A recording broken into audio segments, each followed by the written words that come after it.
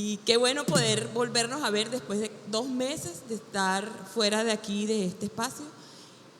Así que vamos a regocijarnos. Este es el reencuentro y vamos a disfrutar el tiempo hoy aquí que vamos a estar juntos. Bendecimos a los que están en casa y sabemos que hay personas que vienen en camino, así que les esperamos y vamos a dar inicio a este tiempo de alabanzas al Señor. Porque Cristo, cuando aún éramos débiles, a su tiempo murió por los impíos. Ciertamente, apenas morirá alguno por un justo. Con todo, pudiera ser que alguno osara morir por el bueno. Mas Dios muestra su amor para con nosotros, en que siendo aún pecadores, Cristo murió por nosotros. Amén. Amén.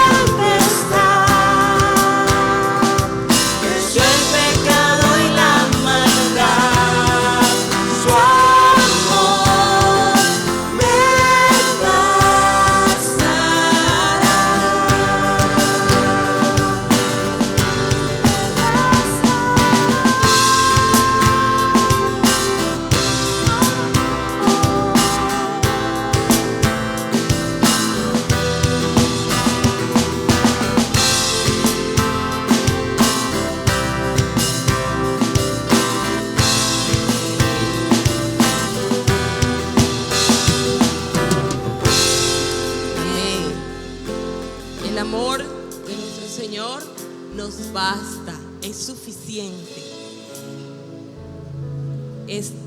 Caminamos por una vida difícil, tenemos luchas y tenemos dificultades, pero nunca de nuestros labios debe salir sino solamente cantar del amor del Señor.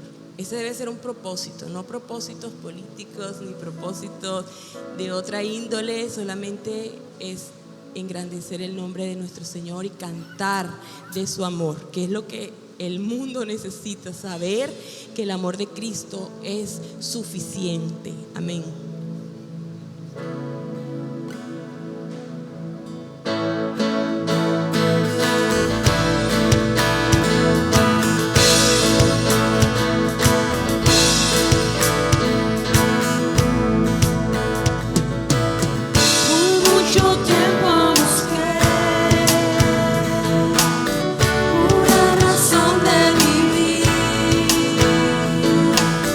En medio de mil preguntas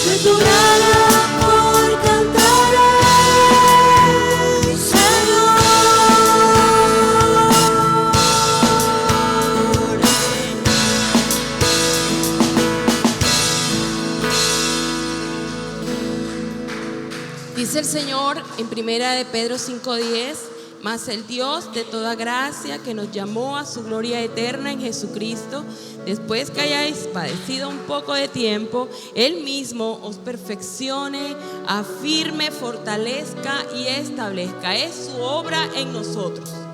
Y gracias a Él, que Él es el que la hace.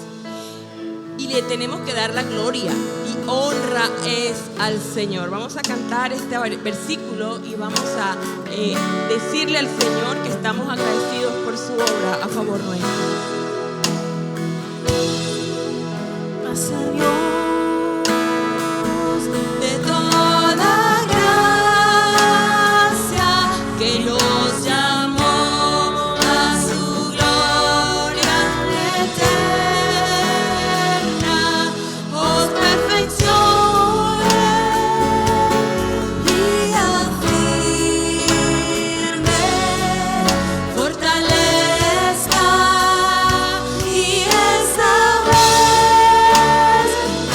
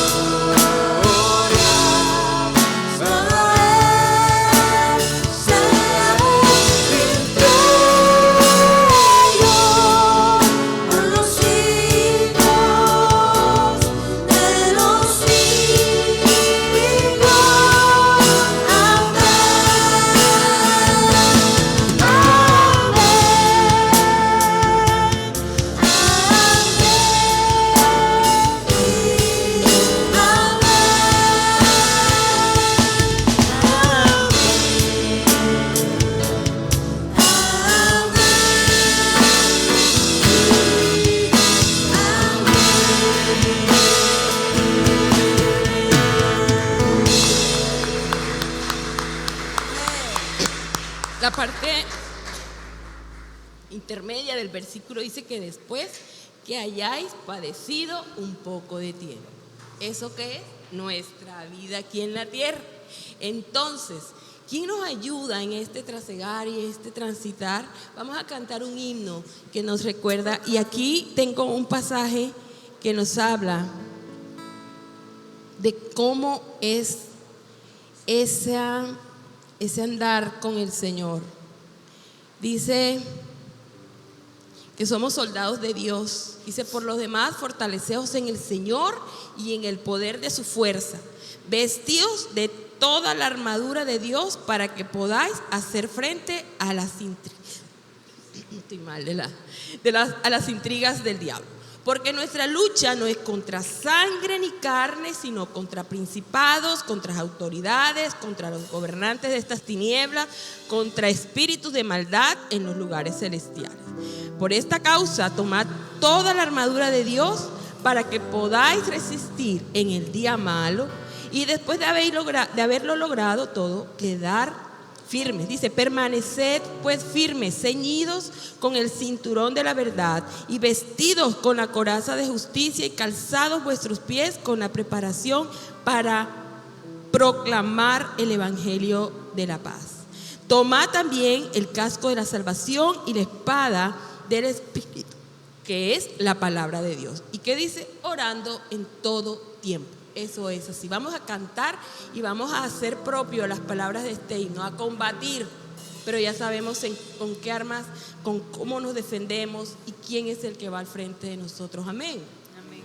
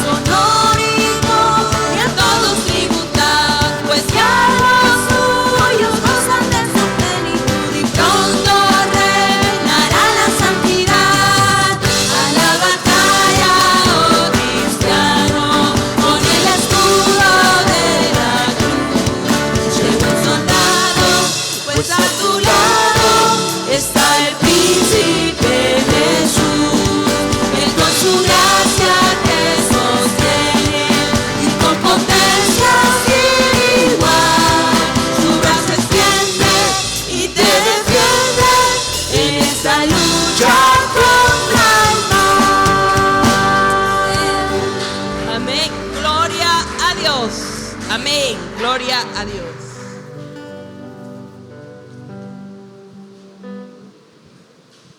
Damos el paso entonces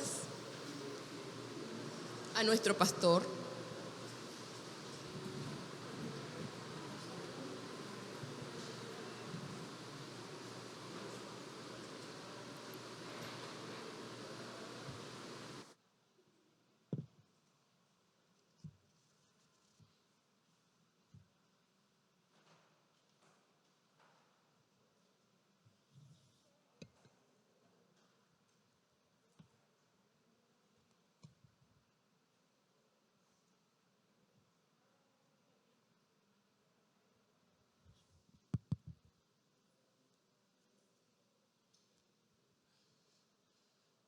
Buenos días, hermanos y hermanas. La gracia y la paz del Señor sea con todos nosotros en esta mañana. Buenos días. Colóquense de pie, por favor. Y dese la vueltecita y salude a sus hermanos que están aquí presentes. Extiéndales la mano, dé una señal a la distancia de abrazo, tírele un beso fraternal, pero saludémonos los unos a los otros. Muy bien, saludamos también a los hermanos que están en casa. Saludamos a los hermanos que están en casa. Damos gracias al Señor también por el equipo de alabanza que nos ha presidido en esta mañana.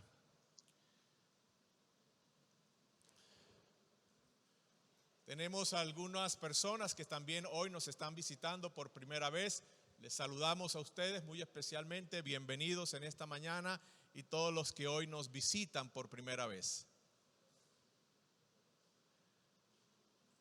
Muy bien. En esta mañana, como es sana costumbre, sana práctica en la Iglesia Evangélica El Paraíso, llevamos a cabo el primer domingo de cada mes, la cena del Señor, la cena del Señor. Y tenemos servida delante de nosotros la cena del Señor y esperamos que usted allá en casa también haya preparado la mesa para participar desde su casa junto con quienes estamos aquí en la capilla. Y esta mañana tenemos servida la cena del perdón de Dios, la cena del perdón de Dios. Mire esta cena como la cena del perdón de Dios para nosotros. Esta es la cena de la gracia y del amor de Cristo que nos perdona. La cena de la gracia, la cena del amor de Cristo que nos perdona. Vamos a orar entonces para santificar la mesa y también para disponer nuestros corazones para participar de manera reflexiva, consciente, honesta, para participar de todo corazón en la cena del Señor y no meramente como un ritual religioso. Así que oremos. Te damos gracias, Padre, por concedernos hoy domingo a la Iglesia Evangélica El Paraíso volver a congregarnos físicamente, corporalmente. Gracias, Señor, porque hoy podemos tener comunión y darte adoración también de manera física y corporal como congregación. Te lo agradecemos por concedernos esto en esta mañana y también por todos los hermanos que están participando desde casa. Muchas gracias por ellos.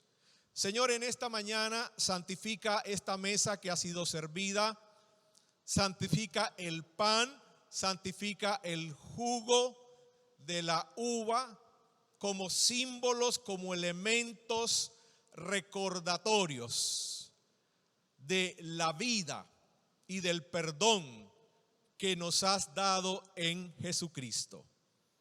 Muchas gracias, Señor. Y en este momento también, Señor, en el nombre de Jesús, disponemos nuestro corazón para participar de una manera reflexiva, plenamente consciente y honesta en esta celebración, en esta conmemoración. En el nombre de Jesús, amén. Vamos a abrir la escritura en Primera de Corintios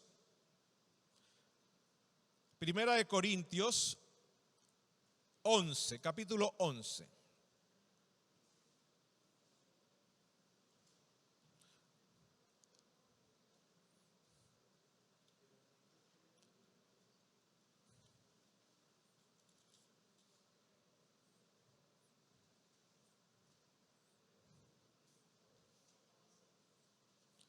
Primera de Corintios 11 y vamos a leer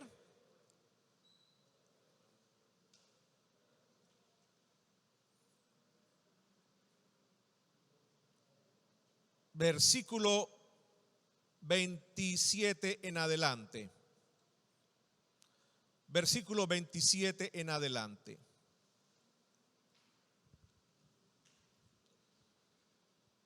De manera que cualquiera que comiere este pan o bebiere esta copa del Señor indignamente, será culpado del cuerpo y de la sangre del Señor.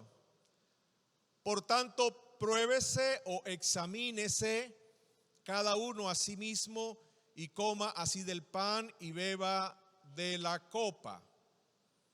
Porque el que come y bebe indignamente sin discernir el cuerpo de Cristo, juicio come y bebe para sí. Por lo cual hay muchos enfermos y debilitados entre vosotros y muchos duermen. Si pues nos examinásemos a nosotros mismos, no seríamos juzgados. Mas siendo juzgados, somos castigados por el Señor para que no seamos condenados con el mundo.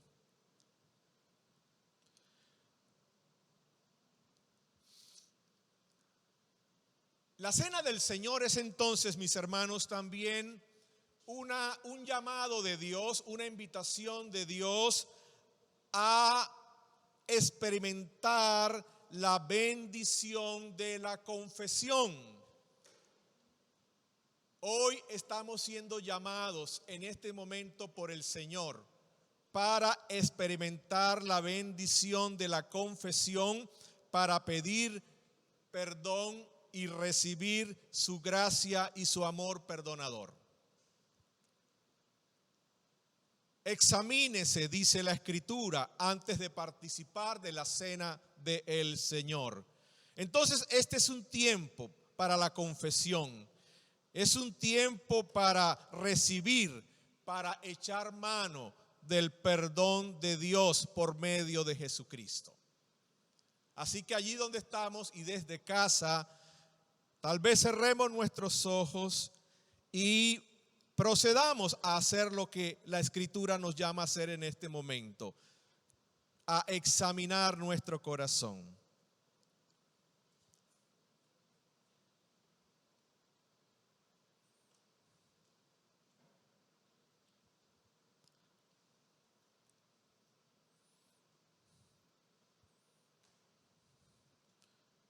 Señor, en este momento estamos delante de ti y delante de esta mesa de la gracia del perdón.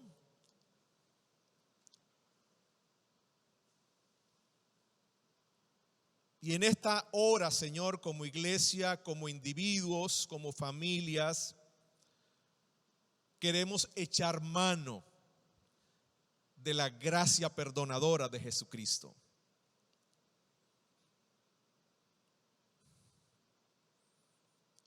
Por eso venimos a ti en confesión.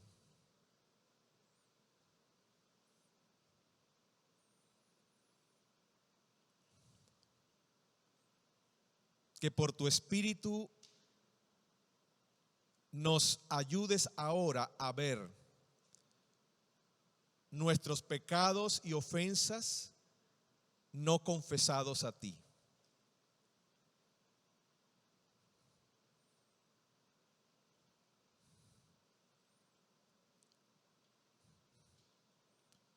Delante del Señor pidamos perdón por nosotros.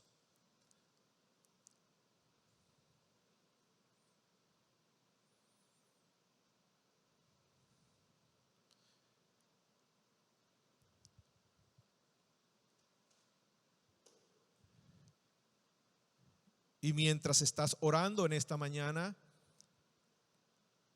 tal vez el Señor te dice que también es necesario que pidas perdón a otra persona.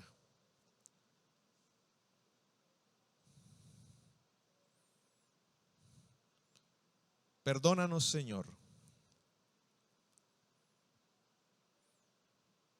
Y también determinamos de corazón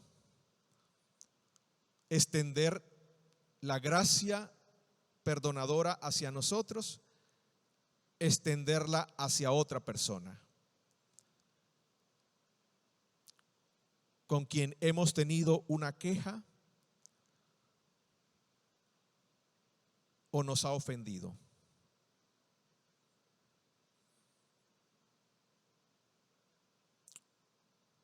También perdonamos a esa persona de todo corazón delante de ti.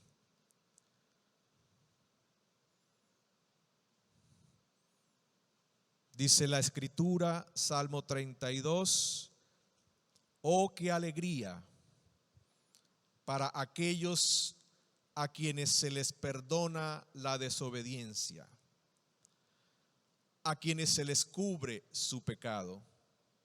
Sí, qué alegría para aquellos a quienes el Señor les borró la culpa de su cuenta.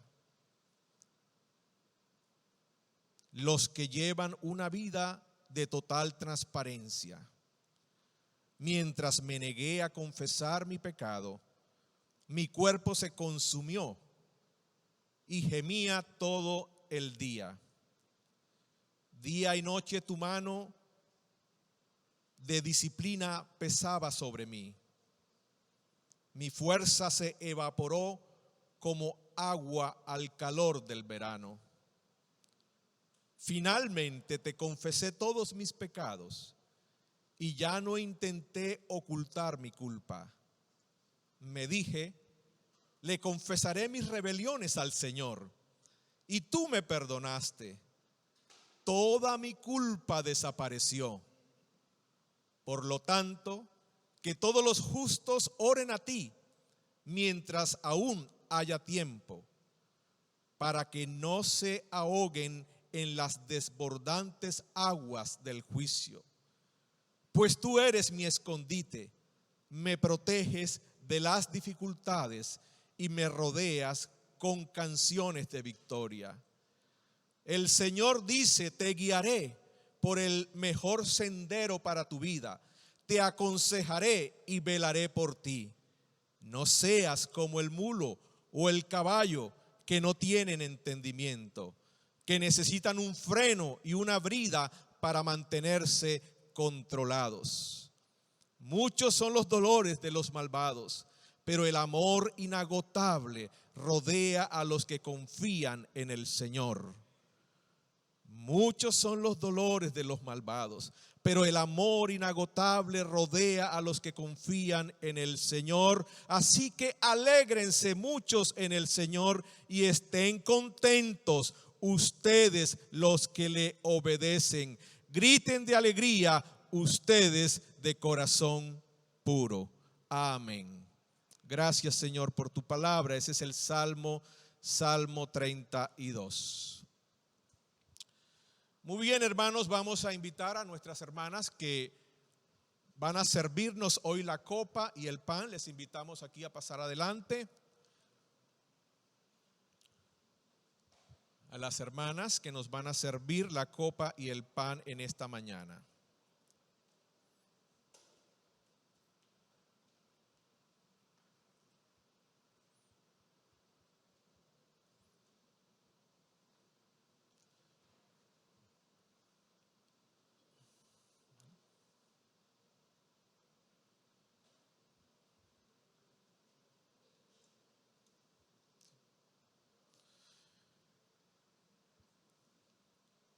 Vamos a servirlo ya, Gina y Lili, por favor, reciben ustedes los que van a participar de la cena del Señor, lo recibimos y esperamos a que todos hayamos recibido.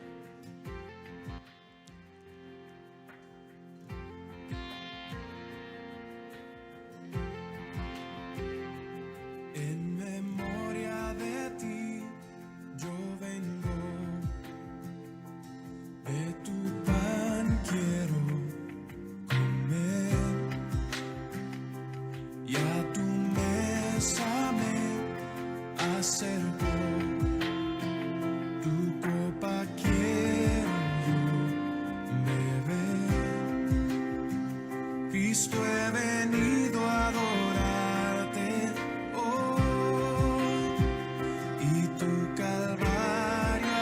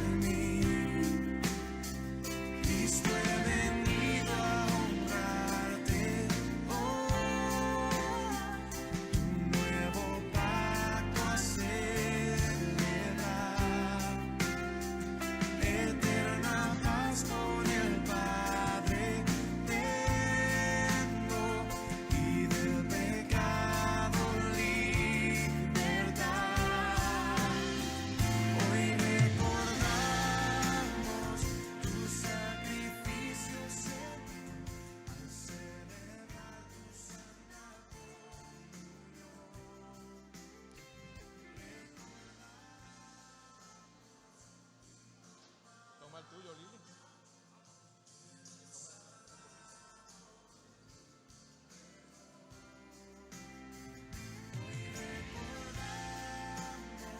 Tu sacrificio, Señor, al celebrar tu santa comunión.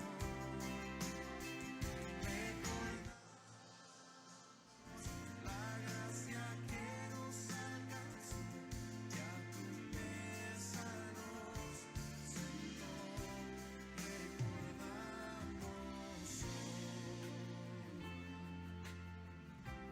Recordamos hoy.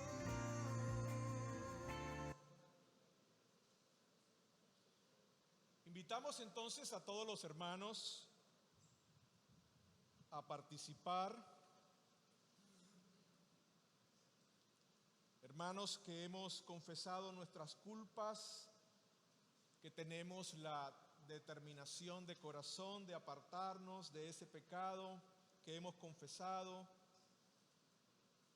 y a través de participar de la cena tengamos plena conciencia de recibir el perdón por medio de Jesús. Dice así entonces la Escritura que esa misma noche en que el Señor Jesús fue entregado, cenó con sus discípulos y después de haber dado gracias tomó el pan y lo partió delante de ellos y les dice el Señor: este pan es mi cuerpo que por vosotros es partido, para que nosotros, los que estábamos muertos en nuestras desobediencias y pecados, tengamos vida.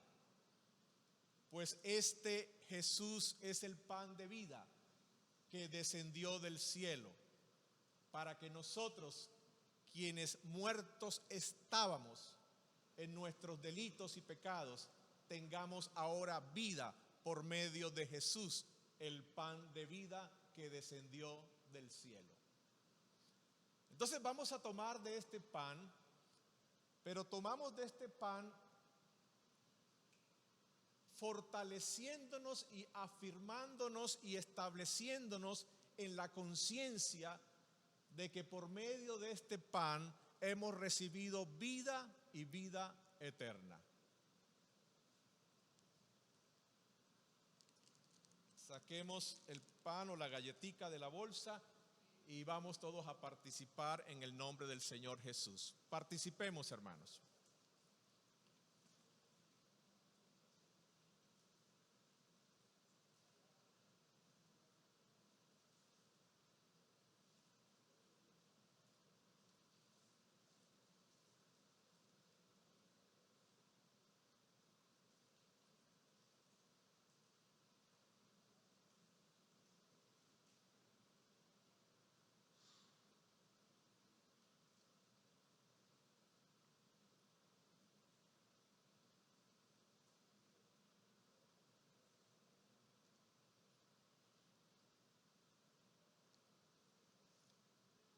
Todas las veces que comiereis de este pan, dice la palabra del Señor, la muerte del Señor Jesús anunciamos. La cena del Señor es también un anuncio. Anunciamos su muerte hasta cuando Él venga. Por eso la fe de la iglesia y la confesión de la iglesia de Cristo dice así. Repitamos juntos, repite conmigo, repitamos, iglesia, juntos esta verdad preciosa. Repitamos, hermanos. Ven, Señor Jesús. Tu iglesia te está esperando y se está preparando. Ven pronto, Señor Jesús. Amén.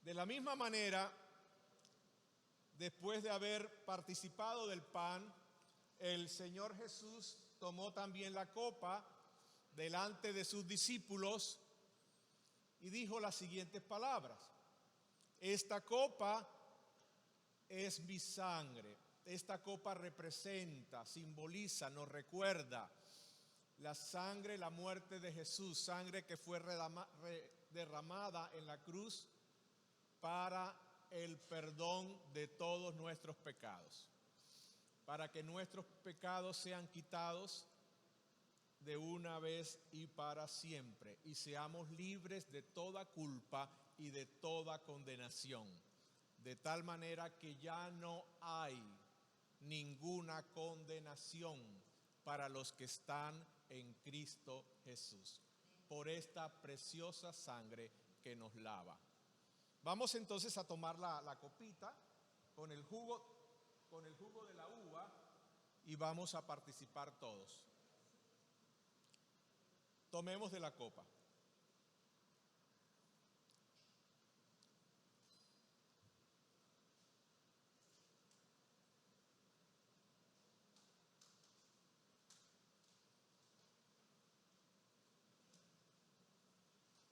Y las palabras del Señor, todas las veces también que bebiereis de esta copa, la muerte del Señor Jesús anunciáis hasta cuando Él venga. Por eso la iglesia entonces confiesa con sus palabras, repitan conmigo: ven Señor Jesús. Tu iglesia te está esperando y nos estamos preparando. Ven pronto, Señor Jesús. Amén, amén. Vamos a orar, hermanos, vamos a orar. Habiendo participado del pan y habiendo participado de la copa, habiendo recibido la gracia del perdón, el amor perdonador de nuestro Señor, vamos como iglesia a consagrarnos al Señor. Cada vez que participamos de la cena del Señor, es como un nuevo comienzo para ti y para nosotros, donde nos reconsagramos al Señor. Él murió por nosotros para que nosotros los que vivamos o los que vivimos ya no vivamos para nosotros, sino que vivamos para aquel que murió y resucitó por nosotros. Así que te invito a que te consagres al Señor en esta mañana. Oremos al Señor. Señor, te damos gracias en esta mañana por concedernos participar de la cena y recordar la gracia y el amor perdonador tuyo, que nos limpia, que nos purifica y que nos lava, y que nos ha dado vida y vida eterna. Gracias, Señor, porque has quitado la muerte y nos has dado la vida, porque has quitado el pecado y nos has santificado. Muchas gracias, Señor. Hemos recibido el perdón y hemos recibido la vida por medio de nuestro Señor Jesucristo. Por eso, en esta mañana, también creemos y confesamos que el enemigo de nuestras almas, el enemigo espiritual, ha sido derrotado. Ha sido derrotado por la sangre de Jesucristo, que hoy nos ha cubierto y que hoy nos ha lavado. Por eso la iglesia hoy también confiesa la victoria de Jesús, y mediante la fe y mediante el sometimiento a ti echamos mano de la victoria de Jesús sobre nuestras vidas, en nuestra familia, en nuestro matrimonio y en toda la iglesia.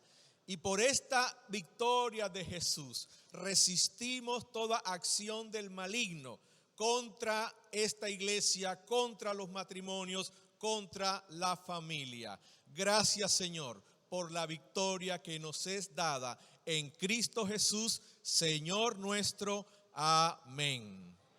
Amén, hermanos. Muy bien, vamos a recibir la exposición bíblica de la palabra del Señor. Los unos a los otros. La iglesia es una comunidad que vive y que anda en una relación de unos a otros. Vamos a escuchar al pastor David en esta mañana.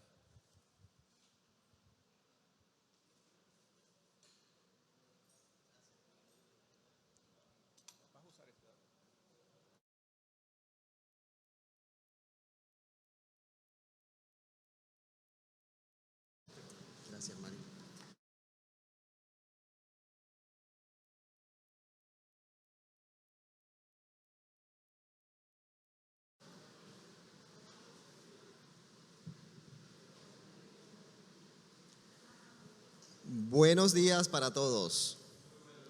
Nos gozamos anticipadamente esperando la reunión final del Cordero con su iglesia, ¿verdad? Gocémonos y alegrémonos. Vamos a pedir a los niños que salgan a su respectiva clase. Muchas gracias, hermana Digna. Con sus maestros. Qué bueno, ¿verdad? Volver a vernos. Qué bueno celebrar juntos la gracia de nuestro Señor Jesucristo.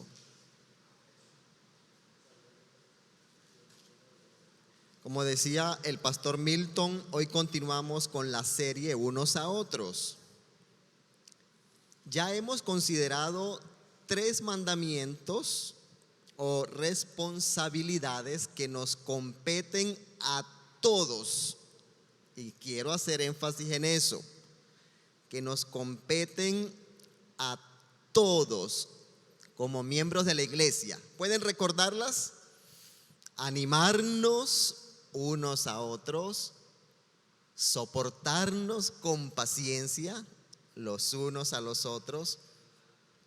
Y Eker, el domingo pasado, expuso perdonarnos unos a otros. Les pregunto, ¿cómo lo han vivido esta semana? ¿Cómo han vivido este deber cristiano mutuo? Ahora, podríamos pensar en la iglesia como hogar, dulce hogar. Claro que sí, ¿verdad? La iglesia es la familia de Dios, pero también la iglesia es hogar, santo hogar, templo del Espíritu Santo. La iglesia debe ser un lugar de protección, un lugar donde amamos y somos amados, donde protegemos y somos protegidos, donde damos y recibimos, donde perdonamos y somos perdonados, donde nos animamos mutuamente. Pero todavía estamos en el mundo y hay peligros por todas partes, y hay tentaciones, y hay presiones, y hay invitaciones, y hay mentira. El pecado nos envuelve, nos enreda, como dice un amigo, nos respira en la nuca.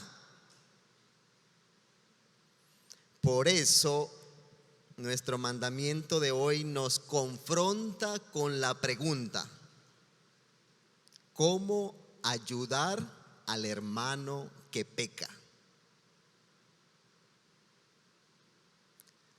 ¿Cómo ayudar al hermano que peca? Esta pregunta tiene 2 ingredientes: realismo y esperanza. La respuesta se encuentra en la 4ª exhortación que corresponde al día de hoy. Ayúdense unos a otros a llevar sus cargas, y así cumplirán la ley de Cristo. ¿Qué tal si abrimos la Biblia entonces en Gálatas capítulo 6, versículos 1 al 5, donde encontramos nuestro 4º mandamiento? Y yo quiero, hermano, que usted en esta mañana reciba la palabra de Dios, porque la iglesia es una comunidad restauradora. El título de nuestro sermón es Sobrellevad los unos las cargas de los otros. Y el subtítulo es La iglesia como comunidad restauradora. Gálatas 6, 1 al 5. Voy a leer en la Biblia de las Américas, que es una versión muy parecida a la Reina Valera, bastante literal esta versión, ¿verdad? La Biblia de las Américas. Gálatas 6. Hermanos, aun si alguno es sorprendido en alguna falta, vosotros que sois espirituales, restauradlo. Primer mandamiento, primer imperativo fuerte en esta sección. Restauradlo en un espíritu de mansedumbre, mirándote a ti mismo, no sea que tú también seas tentado. Y aquí es tentado a pecar, obviamente, ¿verdad? Segundo imperativo, llevad los unos las cargas de los otros. Y tercer imperativo, cumplid así la ley de Cristo. Porque si alguno se cree que es algo, no siendo nada, se engaña a sí mismo. Hermanos, el autoengaño es la estafa más grande de la vida. Cuando uno se engaña a sí mismo. Versículo 4. Pero que cada uno examine su propia obra, y entonces tendrá motivo para gloriarse solamente con respecto a sí mismo y no con respecto a otro, porque cada uno llevará su propia carga. Miren el versículo 2. Sobrellevad los unos las cargas de los otros. Versículo 5. Cada uno llevará su propia carga. Este texto también nos está hablando de nuestra propia responsabilidad. La iglesia como comunidad restauradora. Quiero leer 2 versículos, no porque voy a predicar sobre este texto, solamente para tener un enfoque. Santiago 5, 19 al 20, si quieren leerlo conmigo. Es un caso parecido, pero yo me voy a concentrar en Gálatas, pero voy a leer el texto de Santiago. Hermanos míos, si alguno de entre vosotros se extravía de la verdad, porque cabe esa posibilidad, y alguno le hace volver, cualquiera de nosotros, aquí no está hablando de los líderes de la iglesia, sepa que el que hace volver a un pecador del error de su camino, salvará su alma de la muerte y cubrirá multitud de pecados.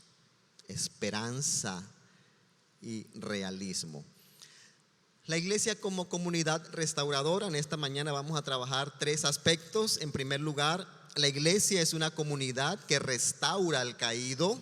En segundo lugar, la iglesia es una comunidad que ayuda a llevar las cargas. Y en tercer lugar, la iglesia es una comunidad que promueve la responsabilidad personal. ¿Qué tal si oramos, hermanos, en esta mañana? Señor, muchas gracias por el realismo de estos textos, pero también por la esperanza que llevan. Señor, oramos para que seamos una iglesia, una comunidad restauradora. Todos nosotros seguramente podremos intervenir en algún momento para restaurar a un hermano amado que se ha desviado y que se ha dejado dominar por las obras de la carne. Háblanos con claridad por medio de tu Espíritu Santo. Amén. Bueno, hermanos, ¿cuál es nuestro primer punto? La iglesia como comunidad del Espíritu, porque Gálatas está hablando del Espíritu Santo mucho, restaura al que ha caído. Versículo 1, lo leo una vez más. Hermanos, aun si alguno es sorprendido en alguna falta, vosotros que sois espirituales, restauradlo en un espíritu de mansedumbre, mirándote a ti mismo, no sea que tú también seas tentado. De entrada hay que decir que la restauración se da en el contexto de la familia de la fe. Noten la manera como Pablo se dirige a los Gálatas. Hermanos, no se está poniendo en duda la identidad espiritual de sus lectores. Somos hermanos. Y se nos exhorta a vivir como familia de la fe, como comunidad del Espíritu. Esto de la restauración no se da en un ambiente desconocido. No somos extraños los unos para los otros. Somos hermanos. La restauración se da en una atmósfera cálida y fraternal. A veces cuando uno visita otra iglesia donde lo desconocen, los hermanos le llegan a uno a contarle sus penas, sus cuitas, sus problemas. Eso no debería suceder en la iglesia local.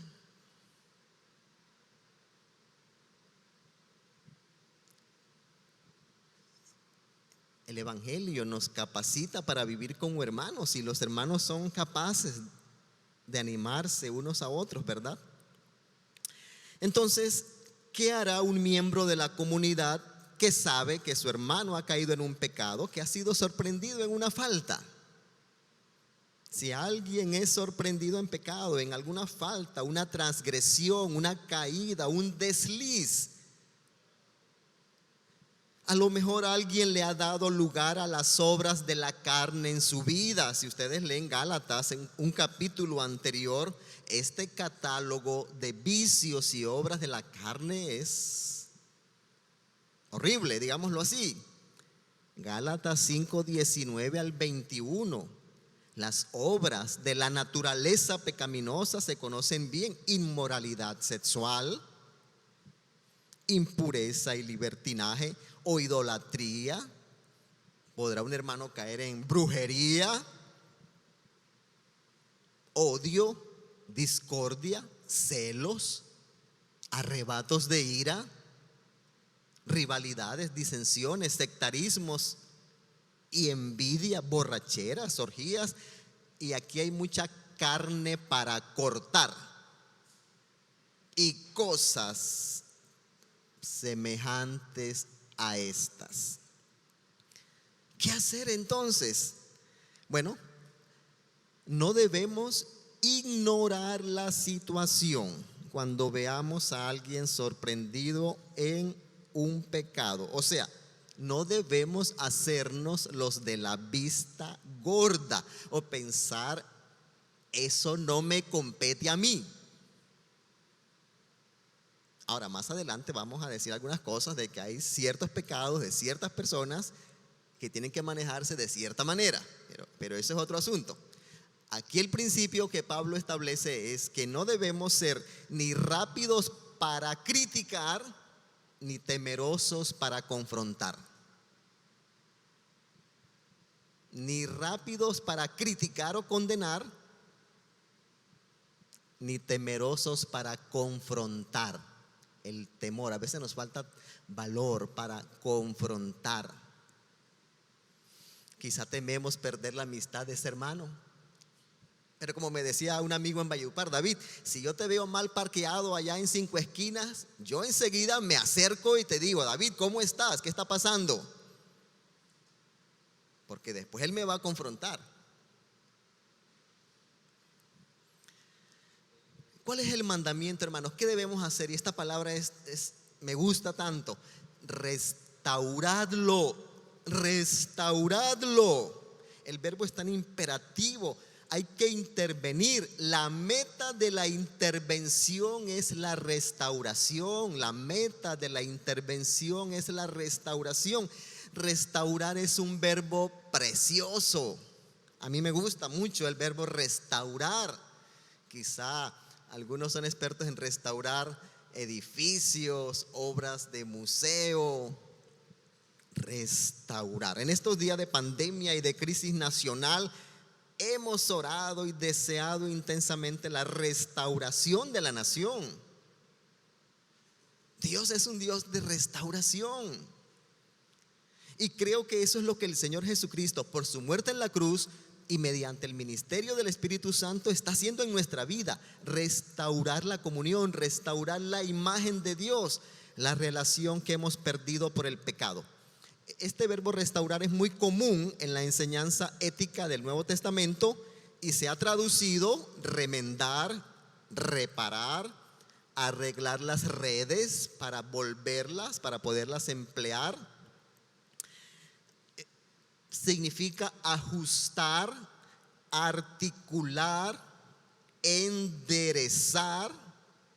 Y miren esta imagen: poner en su lugar un hueso dislocado. Y seguro que este procedimiento es un proceso doloroso.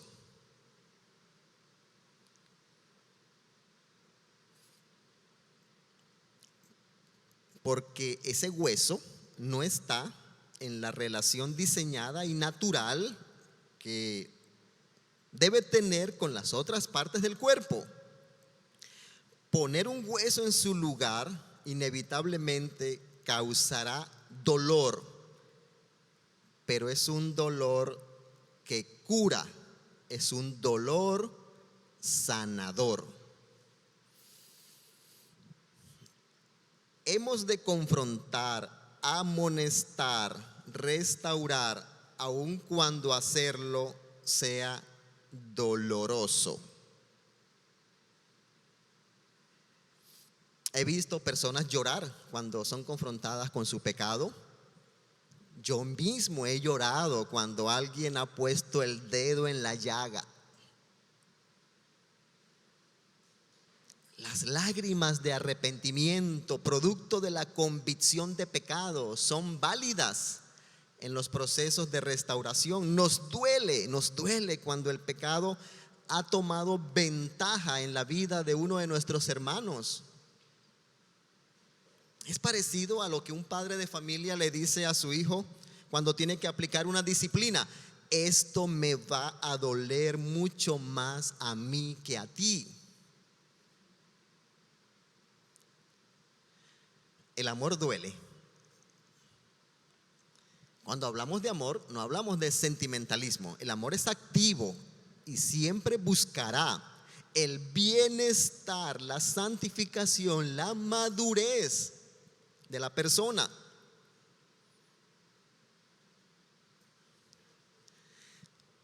¿Por qué es necesaria la intervención? Lo que Pablo está indicando es que el comportamiento pecaminoso puede llegar a convertirse en un patrón y que en un sentido un pecado particular ha tomado la delantera en la vida de esa persona. Es un hábito de comportamiento pecaminoso que la persona no será capaz de vencer sin la ayuda y la intervención externa. Restauradlo. Y eso puede implicar muchas cosas: orar por la persona, amonestarla, enseñarle la palabra, acompañarlo, orar por él, hacer guerra espiritual, lo que sea. ¿Con qué actitud debemos enfrentar un proceso de intervención? Pablo es claro. ¿Con qué actitud debemos intervenir para para restaurar? Bueno, en primer lugar, en la restauración debemos expresar dependencia del Espíritu Santo. Hermanos, el Espíritu Santo no nos alejará del que ha cometido una falta, sino que nos impulsará a intervenir activamente en su restauración. Pablo dice: vosotros que sois espirituales. ¿Y qué significa ser espirituales? No se refiere a un grupo super espiritual de cristianos de élite de la iglesia evangélica El Paraíso. No, se refiere a cristianos comunes y corrientes que siguen los deseos del Espíritu, que son guiados, animados, conducidos. Léanse el capítulo 5. Ahí está lo que es vivir en el Espíritu. Aquellos que manifiestan el fruto del Espíritu, es decir, el carácter de Cristo. Mejor dicho, debemos asumir la actitud de Cristo en el proceso de restauración. ¿Con qué actitud? Entonces, en primer lugar, en dependencia del Espíritu Santo. Y en segundo lugar, en un espíritu de mansedumbre, humildad y amabilidad. La mansedumbre, recuerden, es un fruto del Espíritu Santo. La restauración no debe proceder de un espíritu condenatorio o crítico. Lo que buscamos es restaurar, no destruir al hermano que ha caído, con una actitud humilde. Pero también hay una advertencia: mirándote a ti mismo, no sea que tú también seas tentado.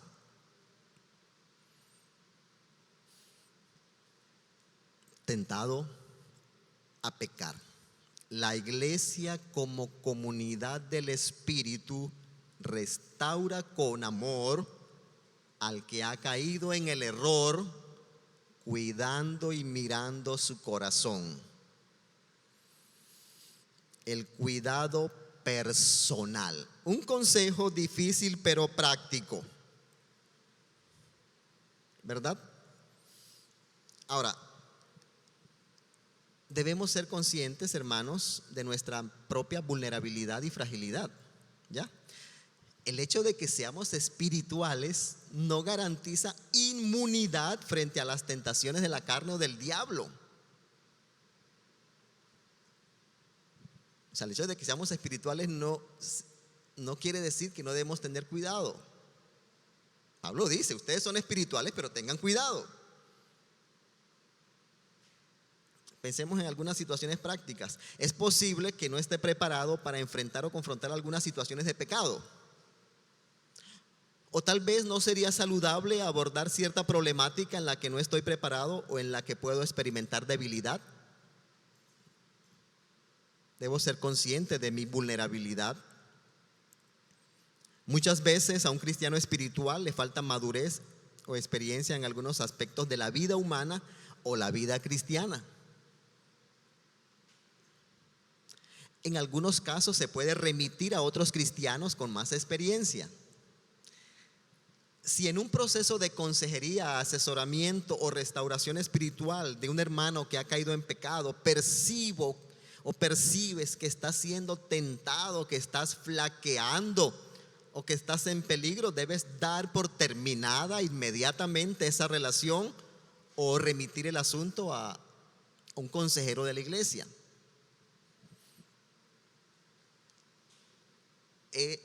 Sencillamente tener cuidado. Pero si eres miembro de la familia de Dios y vives bajo el control y la guianza del Espíritu y sorprendes a alguien en un pecado, tu deber inmediato es restaurarlo. Esa es la prioridad, con humildad y cuidándote a ti mismo. Como decía, hermanos, nuestro Dios es el Dios de la restauración. Y en este sentido nosotros como iglesia seguimos sus pasos. Salmo 85, Isaías 58, Amós y muchos textos nos hablan del Dios de la restauración.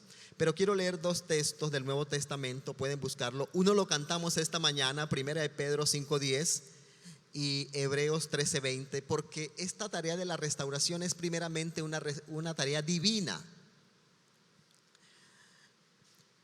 En 1 de Pedro 5:10 se nos habla del Dios de toda gracia y en Hebreos 13:20 del Dios de la paz. Y aquí aparece este verbo restaurar. 1 de Pedro 5:10. Mas el Dios de toda gracia, que nos llamó a su gloria eterna en Jesucristo, después que hayáis padecido un poco de tiempo, Él mismo os perfeccione. Ese es el mismo verbo, restaurar, ajustar, alinear. Él mismo os perfeccione, afirme, fortalezca y establezca. Y en Hebreos 13, 20 y 21 dice: y el Dios de paz, que resucitó de los muertos a nuestro Señor Jesucristo, el gran pastor de las ovejas, por la sangre del pacto eterno, os haga aptos. Ahí está la tarea restauradora de nuestro Dios. Os haga aptos. Es decir, la restauración busca volvernos a ese estado en que podemos nuevamente estar sirviendo al Señor y enfocados en su voluntad. Os haga aptos, restaurados, perfeccionados en toda buena obra, para que hagáis su voluntad. Así que esta acción de restaurar también se aplica a la obra, ¿verdad? A la obra del Dios de gracia y el Dios de paz en la vida de sus hijos. Así que hay diferentes medios de gracia que el Señor utiliza para restaurarnos y perfeccionarnos. En este caso, el sufrimiento, por ejemplo. Los ministerios que Cristo ha constituido también buscan perfeccionar a los santos para la obra del ministerio. El Espíritu Santo, la disciplina eclesial, todo con miras al fortalecimiento del carácter, al equipamiento para el servicio eficaz, en últimas, hermanos, para la gloria de Dios. La iglesia, como comunidad del Espíritu, restaura al caído. Pero en segundo lugar, la iglesia como comunidad del Espíritu ayuda a sobrellevar las cargas de los otros, cumpliendo así la ley de Cristo. Miren el versículo 2 allá: sobrellevad, llevad los unos las cargas de los otros. Y aquí sobrellevad, la forma como está este verbo da a entender que es seguir llevando. Es una acción continua. Hay cargas que no podemos llevar solos. Hay cargas que nos abruman y necesitamos ayuda. A mí me gusta la Dios habla hoy. Tengo una Biblia de Dios habla hoy que trae muchas imágenes, figuritas. Y están los hermanos así sobrellevando las cargas, y hay una filita y todos están ayudando a llevar las cargas los unos de los otros. Ahora, hay dos dimensiones en esto de sobrellevar las cargas. La pregunta que debemos hacernos es: ¿cómo se relaciona la acción de sobrellevar las cargas de los otros con la acción de restaurar al hermano que ha sido sorprendido en alguna falta? Obviamente, la acción de sobrellevar las cargas también es una extensión de la restauración. Es una extensión del ministerio de restauración. Seguid llevando, continúen ayudándose. Posiblemente esto no sea nada más de una hora. ¿Será que Pablo nos está diciendo que los procesos de restauración no son automáticos? ¿Será suficiente un mes, 2 meses, 3 meses, un año? Cada caso es diferente. ¿Cómo ayudar al hermano que peca? Restaurándolo, ayudándole a sobrellevar su carga, acompañarlo y sostenerlo, instruirlo y equiparlo para que haga la voluntad de Dios, e incluso para que pueda ayudar a otros. Algunas veces alguien va a necesitar un discipulado, un equipamiento en la palabra, o quién sabe si se le vuelva a explicar el evangelio otra vez. John White tiene un libro que se llama La restauración de los heridos, y él dice lo siguiente: la restauración de los pecadores no es solo la meta de la disciplina correctiva de la iglesia, sino también una meta bíblica. Recuerden, Dios mismo está interesado en restaurarnos. La restauración ocurre cuando los pecadores regresan al camino de la justicia. se arrepienten, es decir, reconocen su pecado y se vuelven hacia la conducta piadosa. Los caídos comprenden que están en el lodo, se ponen de pie y se limpian. Pero creo que hay una segunda dimensión de esto de llevar las cargas los unos de los otros. Y es que sobrellevar es una forma práctica del servicio en amor. Yo quiero que lean conmigo Gálatas 5, 13 y 14, porque aquí se nos está hablando también de la ley de Cristo, ¿verdad? Sobrellevad los unos las cargas de los otros y cumplid así la ley de Cristo. ¿Y cuál es la ley de Cristo? La ley del amor. ¿Qué dice Gálatas 5, 13 y 14? Y quiero que lo leamos. Les hablo así, hermanos, porque ustedes han sido llamados a ser libres. ¡Qué bendición! Libres. Pero no se valgan de esa libertad para dar rienda suelta a sus pasiones. Ojo con el libertinaje, ¿verdad? Más bien, sírvanse unos a otros con amor. Eso es interesante. Libres para ser siervos. Libres para ser siervos los unos de los otros. En efecto, toda la ley se resume en un solo mandamiento: ama a tu prójimo como a ti mismo. Y miren este versículo. Estos son los anti-unos a otros. No encontré otro nombre. Pero si os mordéis, si os devoráis unos a otros, tened cuidado, no sea que os consumáis unos a otros. Eso no lo queremos acá, ¿verdad? Si no nos mueve el amor, hermanos, el primer fruto del Espíritu Santo, y si no expresamos dicho amor a través del servicio, lo que vamos a tener es una carnicería espiritual. No podríamos desarrollar relaciones saludables y edificantes, sino relaciones destructivas y conflictivas. Y si ustedes leen 5:26, hay otros anti unos a otros.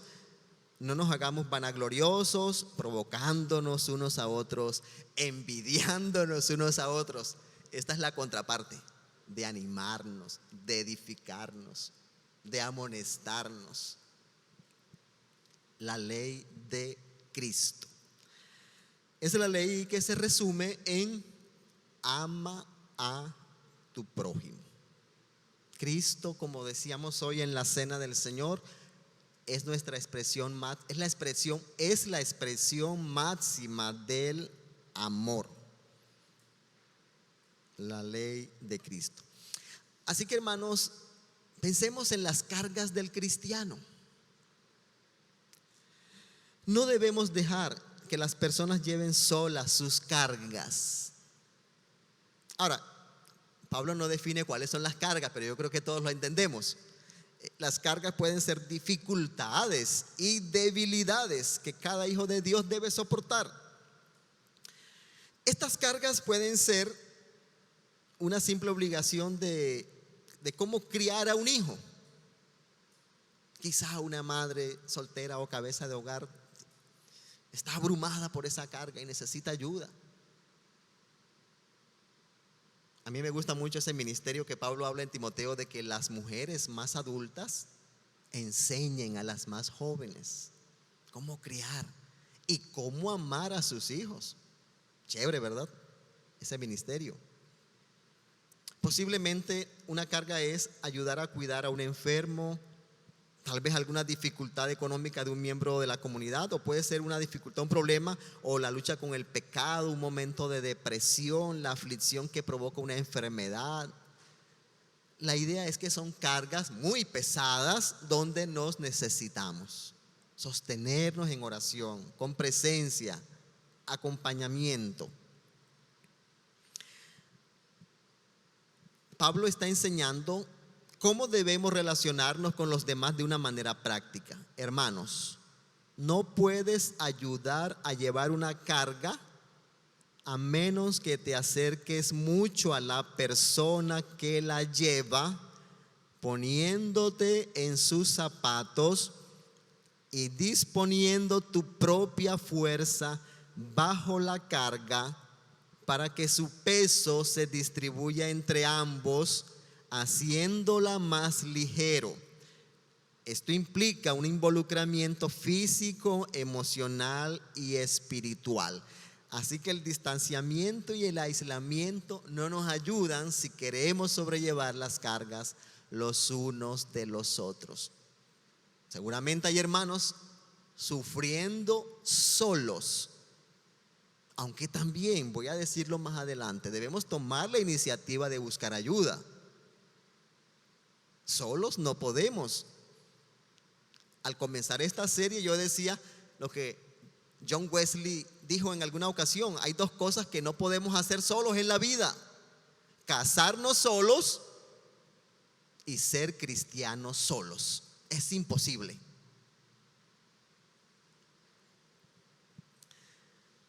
Patricia y yo hemos vivido experiencias muy difíciles en distintas áreas, igual que ustedes, como pareja, como familia. Ataques espirituales muy fuertes, problemas de salud desesperantes, dificultades económicas en nuestras familias extendidas que nos quitaban el sueño.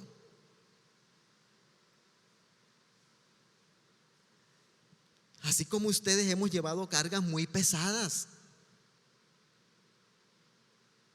Pero gracias a Dios hemos encontrado en el pueblo de Dios apoyo y ayuda. Como dije, hay situaciones que no podemos manejar solos. Y poco a poco el Señor va abriendo el camino, dando la victoria. Gracias a Dios por los hermanos, amigos que nos han ayudado a sobrellevar las cargas.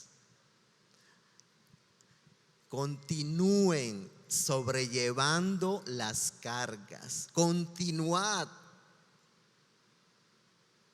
Entre todos podemos, ¿verdad? Es más fácil, se hace más ligera la carga. Seguramente que en Gálatas, porque recuerden que cuando Pablo escribe esta carta, hay unos maestros que están perturbando a la iglesia. Y seguramente aquí Pablo también les está mandando una pullita, una indirecta a los judaizantes, a esos falsos maestros que perturban a la iglesia y quieren imponer el yugo de la ley sobre los gálatas. En Hechos 15 es un pasaje clave en el libro de los Hechos, está en toda la mitad del libro. Y en Hechos 15 se desarrolló el primer concilio de la iglesia, el primer sínodo de la iglesia. Y en esa ocasión se dijo: ¿por qué ahora desafían a Dios al poner cargas sobre los creyentes gentiles con un yugo que ni nosotros ni nuestros antepasados pudimos llevar? Nosotros creemos que todos somos salvos de la misma manera, por la gracia no merecida que proviene del Señor Jesús. La ley es un yugo, una carga que no hemos podido llevar. Los gálatas, en vez de colocarse la carga del cumplimiento de la ley, deben estar levantando la carga de los demás. Y que finalmente esta es la manera de cumplir la ley. La ley de Cristo es la ley del amor. La iglesia como comunidad del Espíritu restaura al que ha caído, hermanos. La iglesia como comunidad del Espíritu ayuda a sobrellevar las cargas los unos de los otros. Pero si leen el versículo 5, la iglesia como comunidad del Espíritu también promueve la responsabilidad personal.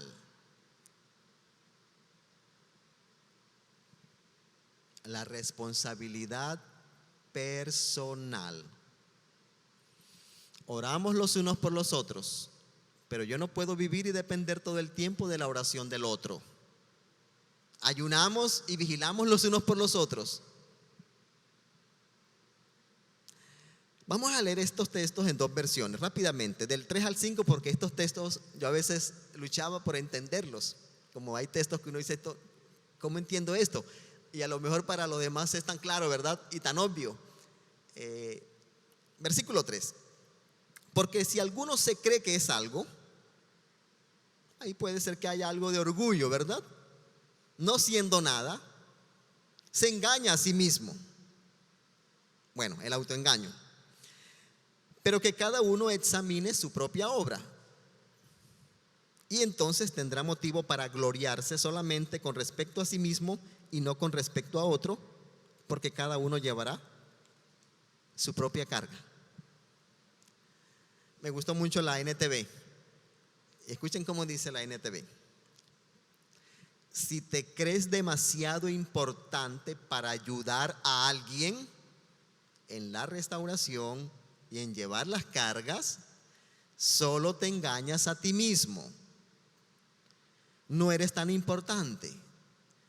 Presta mucha atención a tu propio trabajo, porque entonces obtendrás la satisfacción de haber hecho bien tu labor y no tendrás que compararte con nadie, pues cada uno es responsable de su propia conducta. El énfasis aquí del versículo 5 es más la responsabilidad. Creo que Pablo sigue entonces expandiendo el tema de la actitud con la que debemos restaurar a un hermano. Si te crees demasiado importante para ayudar a alguien, solo te engañas a ti mismo. Aquí se está hablando de orgullo, ¿verdad? De humildad. Si cometes ese error del versículo 3, no podrás llevar las cargas del versículo 2. Si un cristiano se cree ser algo cuando en realidad no es nada, va a creerse demasiado importante como para tener un corazón de siervo, para mirar alrededor y ver las cargas de los demás y ayudarlos. La vanidad también muchas veces nos lleva a compararnos con los demás.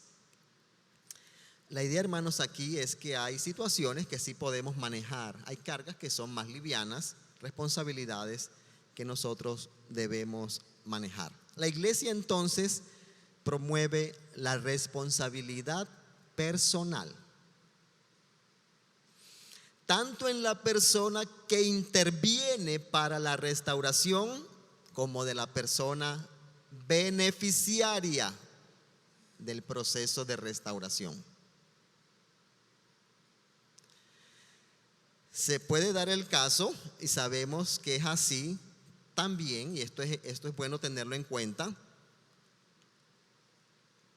cuando la persona que ha pecado no se arrepiente, no permite que nadie interfiera en su vida privada, no reconoce su pecado y se aleja de la comunidad de la fe. Es triste, ¿verdad? Y hemos visto muchos casos así. En estos casos solo nos queda dejarlo en las manos del Señor, quizá volverlo a alcanzar con el evangelio. Algunos dicen que cuando se dice tenle por impío y pecador, es que ya es alguien que hay que volver a evangelizar y a predicarle y ganarlo otra vez. Orar para que el Espíritu Santo siga trayendo convicción de pecado sobre él. Seguramente este será un tema que en algún momento podremos abordar más en la iglesia, ¿verdad?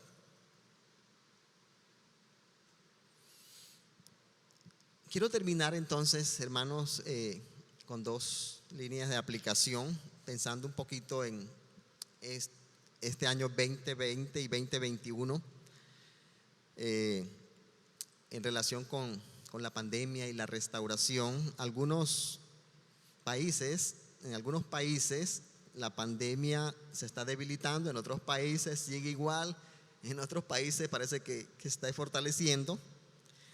Sea cualquiera los casos, hermanos, la pandemia ha dejado una enorme ruina a su paso. Millones de personas contagiadas, miles de muertos, cientos de familias destrozadas, desempleados, pobres aún muy más pobres, incertidumbre, desesperanza. Quizá muchos han perdido la fe. Y frente a este panorama desolador, yo quiero compartirles la invitación de Dios a convertirnos en restauradores. Y en las mismas situaciones que vivimos como iglesia local, yo creo que el Señor nos está invitando a ser restauradores, como lo fueron en su momento los judíos que regresaron del exilio babilónico. Quiero que leamos Isaías 58:12, ese texto que dice: y los tuyos edificarán las ruinas antiguas. Los cimientos de generación y generación levantarás y serás llamado reparador de portillos, restaurador de viviendas en ruinas.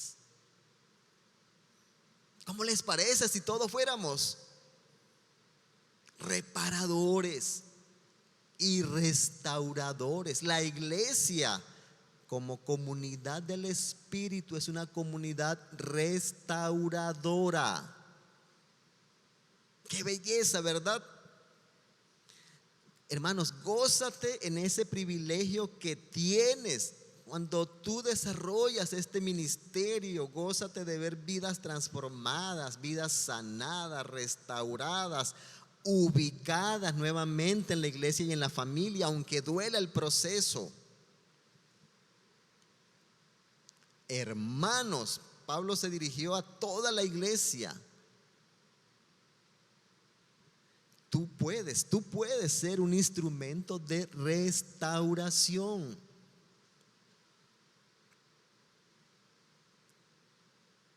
Y aunque esta promesa de Isaías describe la reconstrucción material y también la restauración social y espiritual, que son el resultado de una relación saludable con Dios y con los demás, ¿verdad? Nosotros, hermanos, contamos con la palabra de Dios, con el Espíritu de Dios, con el pueblo de Dios, con los recursos de la gracia de Dios para continuar restaurando y sobrellevando las cargas los unos de los otros. Así que toma iniciativa, restauradlo. El Dios de la restauración ha provisto recursos para esta tarea.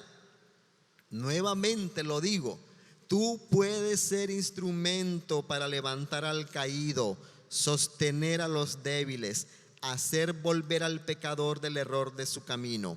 El Espíritu Santo nos capacita y acompaña en la tarea de restaurar, reparar y reconstruir.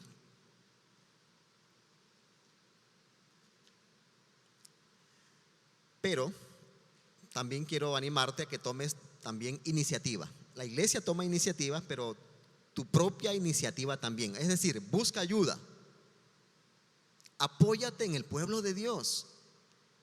Apóyate en el pueblo de Dios. No evadas ir al hospital. No rechaces la comida de la palabra que te ofrece la iglesia. Y en esta ocasión termino con esta ilustración que compartí hace algunos miércoles aquí en un culto de oración. Ustedes recuerdan esta historia, ¿verdad? En una ocasión cuando Moisés y los israelitas estaban luchando contra el ejército de Amalek. Y la estrategia de Moisés fue muy poco convencional. Encargó a Josué que comandara la batalla en el valle, mientras él se iba a lo alto de un cerro a orar. Pero no fue solo. Llevó con él a dos compañeros, Aarón y Hur. Mientras Josué libraba la batalla física, él luchaba en el campo espiritual. Aarón y Hur se ubicaron uno a cada lado de su líder para afirmarle los brazos en la batalla de oración. Los israelitas vencieron porque Moisés no dejó de orar.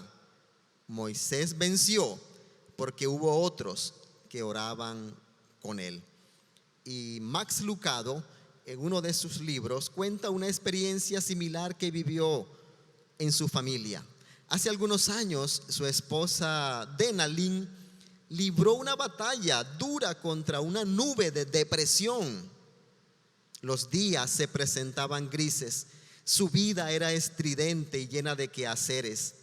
2 hijos en la escuela elemental, un tercero en el jardín infantil y un marido que no daba con la fórmula para bajarse del avión y quedarse en casa.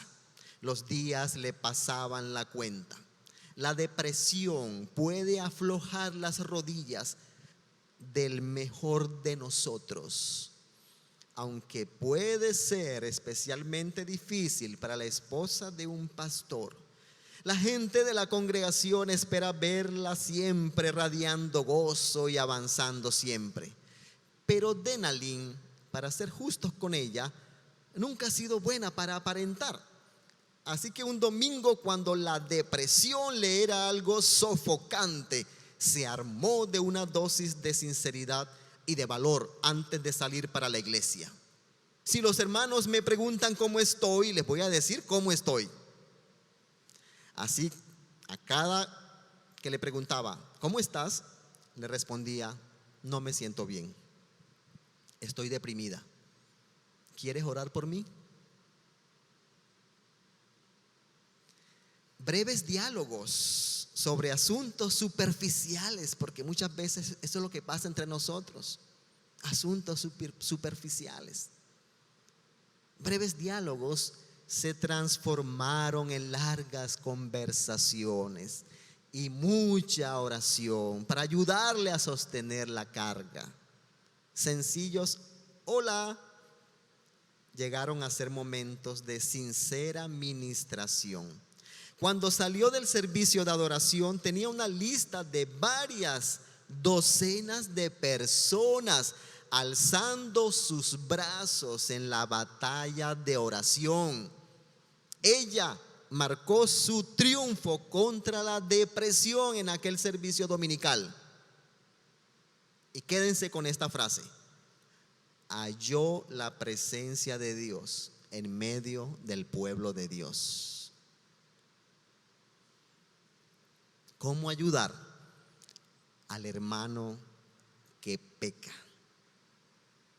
La iglesia, como comunidad del Espíritu, restaura con amor al que ha caído en el error, cuidando su corazón. La iglesia, como comunidad del Espíritu, ayuda a sobrellevar las cargas de los otros, cumpliendo así la ley de Cristo.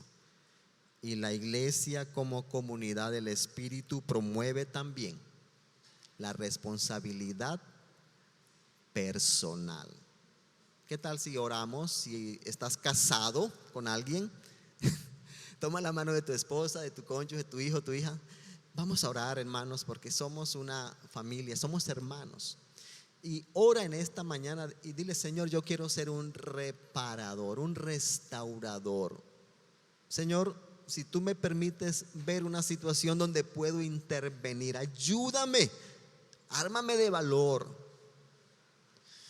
Oh Dios, Dios de toda gracia, Dios de toda paz,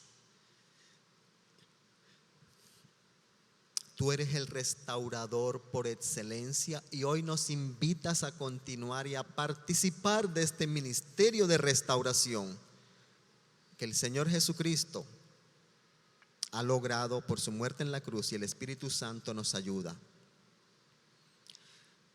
Sobrellevad los unos las cargas de los otros. Te pedimos por la iglesia, Señor, las familias aquí representadas, muchos con esa capacidad del Espíritu para restaurar, sanar y hacer volver al pecador del error de su camino.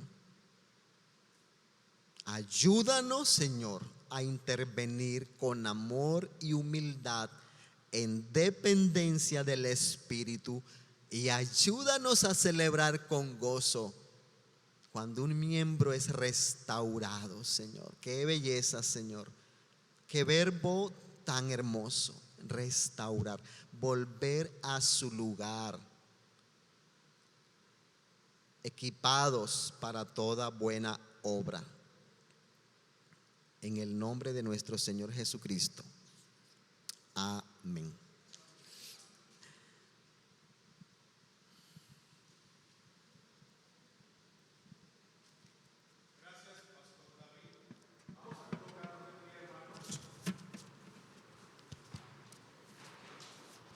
Hemos iniciado el camino hacia retomar la presencialidad, la normalidad, pero este es un camino en el que vamos paso a paso, con mucho cuidado y con mucha responsabilidad, ¿verdad?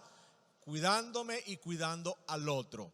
Les damos gracias a Dios, ¿verdad? Porque hemos iniciado el camino a la normalidad, a la presencialidad. Esta semana, no, el miércoles no vamos a llevar a cabo nuestra reunión virtual de ruegos y súplicas que hemos venido haciendo virtualmente, sino que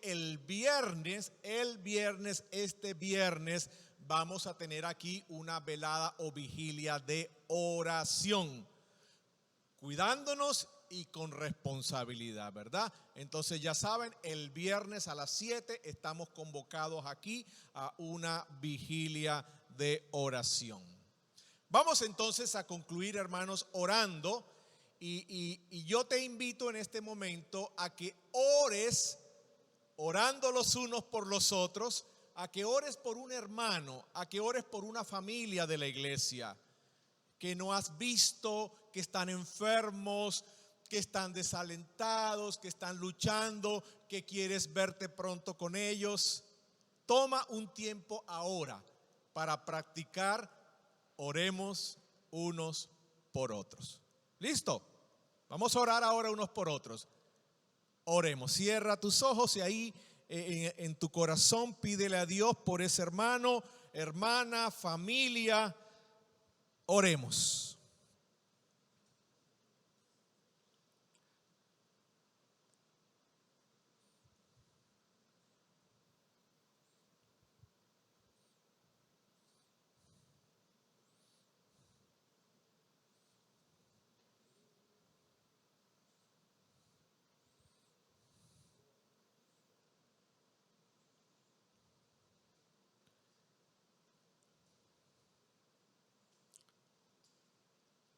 Escucha la oración de tu iglesia, Señor,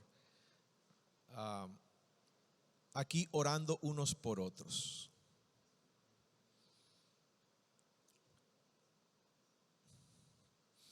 Sí, Padre, gracias. Que llegue la respuesta a esta oración allí a nuestros hermanos. Gracias por escucharnos, gracias por escucharnos. Señor, en esta semana que comenzamos, sea tu ayuda, tu favor con cada uno de nosotros, con nuestras familias. Cada día de esta semana sea tu misericordia, sea tu ayuda, sea tu favor con nosotros. En esta semana, Señor, guárdanos cada día, guárdanos del malo, del mal y del maligno. Que no caigamos en la tentación, Señor. Y que tu Espíritu nos dé esta semana un corazón enfocado y arraigado en la gracia de Dios mediante Jesucristo. Señor, pedimos tu bendición para tu iglesia a lo largo de esta nueva semana que hoy comenzamos. Y juntos también, Padre, en esta mañana presentamos este país y este gobierno que está dirigiendo este país. En medio de tantas dificultades, Señor, una vez más intercedemos para que tú inclines los corazones en justicia, en rectitud, en sabiduría. Y oramos, Señor, para que este país sea guiado al arrepentimiento y a la fe en Jesús. Y oramos, Señor, por el cuidado de la salud de esta ciudad, de este departamento que está retornando a la actividad normal. Guárdanos, Señor, guarda a tu iglesia, bendice a los que hoy están enfermos y contagiados. Tu socorro y tu ayuda sea con ellos. Levanta a los que están en proceso de sanación, levántalos en plena salud por tu poder y por tu misericordia. Gracias, Señor, gracias por darnos esta mañana juntos. En el nombre del Señor Jesucristo hemos orado. Amén. Amén.